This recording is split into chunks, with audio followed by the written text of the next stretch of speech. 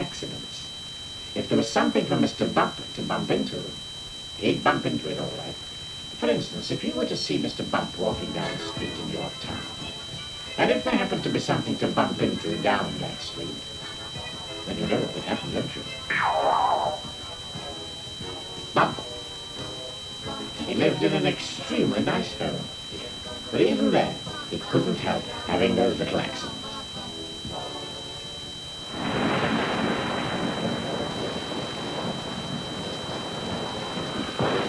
Mr. Bump is just the same at home. For instance, one morning when Mr. Bump went outside his house, he noticed that the chimney pot had come loose in a storm the night before. It was fixed then, before it falls off, thought Mr. Bump to himself. And he hurried off to his garden shed to fetch a ladder.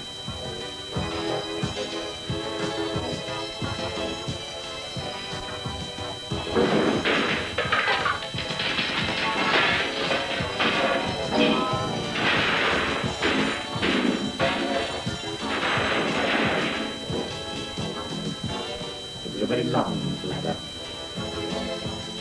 Mr. Bump walked up the garden path with the ladder on his shoulder. He turned the corner of the garden path, crashed with the living room window. Oh dear, thought Mr. Bump. And he turned to see what had happened. Crashed with the kitchen window behind him. Oh dear, thought Mr. Bump again. And he rested the ladder against the wall of the house so that he could climb up onto the roof to mend the chimney pot, crash with the bedroom window. So you can see how Mr. Bump had his little accidents. Mr. Bump had had many jobs, but somehow they never seemed to last very long. As soon as anything got lost, or broken, or splintered, chipped, or snapped, or cracked, or tore, or burst, or wrenched, or crunched, or split, or slit. Guess who got the blame? For instance, when Mr. Bump worked on a farm. Little bump here, little bump there.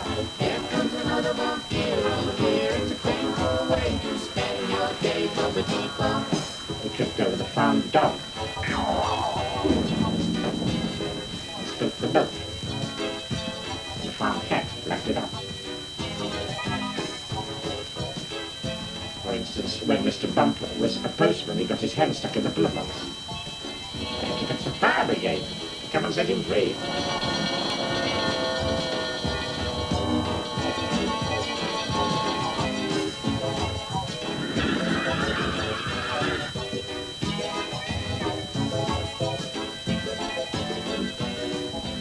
For instance, when Mr. Bump was a carpenter, he found that when he was hammering nails, he hammered his thumb most of the time, and the nail hardly at all.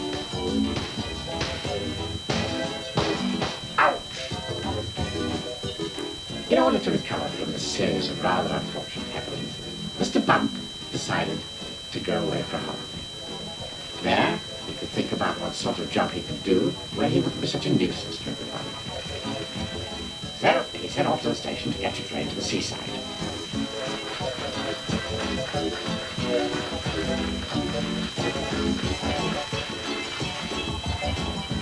While Mr. Bump was on holiday, several things happened. For instance, he fell off a boat into the sea, and the lifeboat had to come and rescue him. For instance, one day when he was quietly walking along the beach, minding his own business, he got his foot stuck in a bucket. And as he couldn't get it off, he had to hop round with it on his foot for hours. And as he hopped along the beach, he hopped straight into a large hole that somebody had dug. And he had to stay there all night because he couldn't climb out on his own. However, despite all these little accidents, Mr. Bump enjoyed his holiday. And when he was there, he had a splendid idea about what sort of a job he should do.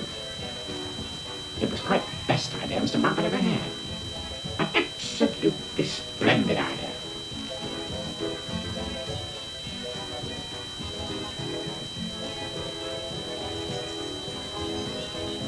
And now, Mr. Bump works happily for Mr. Barley, the farmer. Mr. Barley has rather large apple orchard on his farm, and that's where Mr. Bump works. Mr. Bump's job is picking apples, but he doesn't use a ladder to climb up the tree to pick the apples, like other apple pickers. Oh no.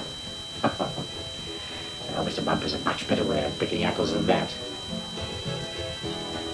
He just walks about. And before long, Mr. Bump, being Mr. Bump, walks into a tree. Down falls an apple. And Mr. Bump catches it. This makes the job of picking apples much easier. Mr. Bump is very pleased about his new job, and Mr. Barley is very pleased about his new apple picker.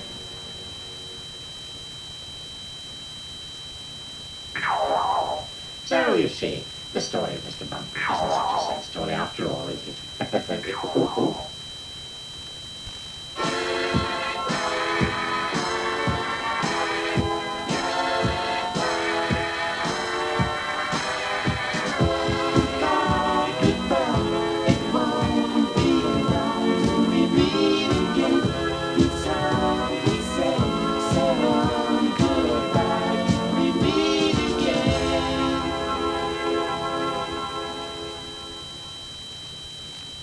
In a few moments, cartoon fun with Laurel and Hardy, and that'll be followed in 15 minutes by the record breakers, including an attempt on the world cucumber slicing record, the smallest newspaper in the world, and also a record-breaking motorcycle.